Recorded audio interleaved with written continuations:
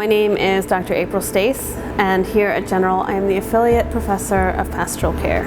So I trained as a hospital chaplain here in New York City, and then I worked as a chaplain for a period of time. Then I got into doing spiritual care for trans and queer communities, and I worked in a psychology practice, kind of bringing spiritual care to populations that will probably never step foot into a church.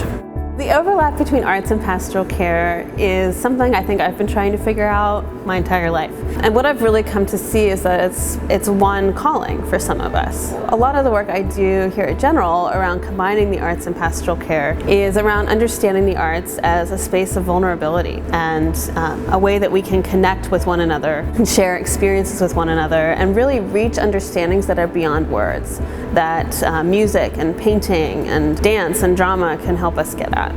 There's this old paradigm in pastoral care that says that we have to sideline our own emotions and our own feelings in order to provide care, but that's not the current paradigm, and what we know now is that we need to actually be in touch with ourselves and be able to manage and see and understand our own feelings, or at least to hold our own feelings as we're providing care for someone else. And so when we think about the intersection of arts and pastoral care, it's really at that intersection of vulnerability. It's where the artist has been vulnerable with him or herself to show us what their view of the world is like, and then as a viewer or one who experiences the art to then enter into that world. Both of those require trust, and I really think it's the same kind of trust that's present in a pastoral caregiving relationship. I think that my favorite class that I teach here at General is Death and Dying.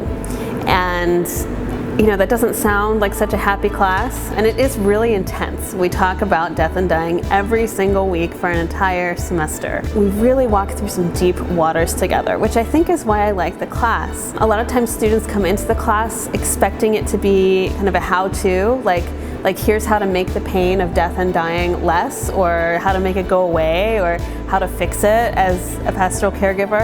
And of course, what we learn in the first session is there's no fixing it. And what we need to learn to do is actually walk through those valleys of the shadow of death with ourselves first, and then we're able to do it with our parishioners. So it is always a course in which I see tremendous growth in my students, which I love, but it's also a class in which I grow, because these are the mysteries of life. These are not things that we can ever teach or understand fully. So it's always just like stepping into a great cathedral of mystery.